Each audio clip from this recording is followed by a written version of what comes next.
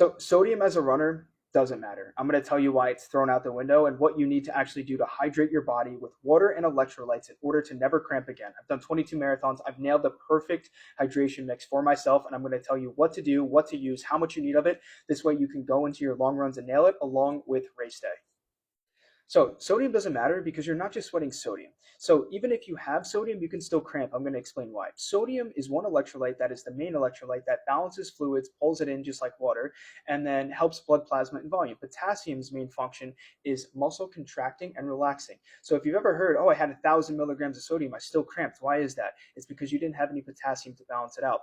Now, magnesium is going to be the ATP and energy production of holding all three together. So you don't just need sodium and water, you need all three. You can even get dehydrated if you're just having water and not enough sodium. It's still going to be a negative effect. So how much do we need? I recommend for new runners, 500 milligrams of sodium, 200 milligrams of potassium, 30 to 50 grams of magnesium, depending. Now you have to actually find your sweat rate, which I'm going to talk about right now.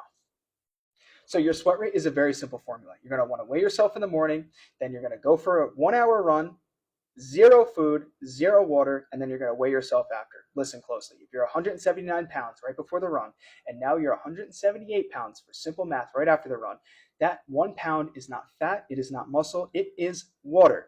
1 pound equals 16 ounces of water, which you need per hour. Now, to mix that with your electrolytes, 16 ounces is equivalent and should be mixed with 500 milligrams of sodium, 200 milligrams of potassium, and 30 to 50 milligrams of magnesium. That is the perfect mix. Now, of course, if you lost 2 pounds, you're upwards to 25 to 30 ounces, and then you double your mixture. So obviously, now you're upwards to 1,000 milligrams of sodium. If you lost 3 pounds for your heavy sweaters, you're going to be upwards to 1,500 plus milligrams of sodium, which is where I'm at.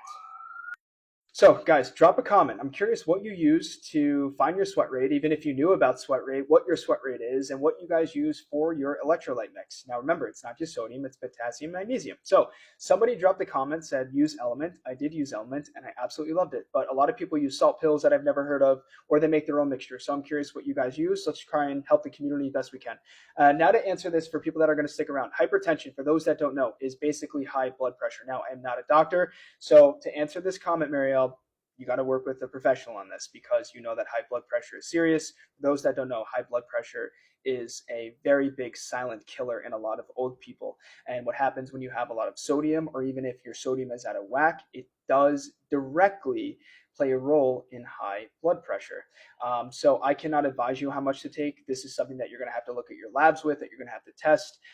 But I answered this question best as I could and as transparent as I could, and I would never leave you in the wrong direction. So hope this helps. This is basically a video on what to do for electrolytes, how to hydrate, and how to nail it so you never cramp.